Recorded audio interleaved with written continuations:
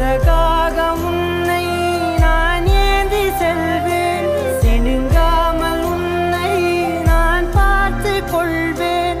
ஒரு கோடி இன்பங்கள் உன்னை பார்த்த நொடியில், நான் வாழும் நாள் மட்டும் நீ எந்த மடியில்.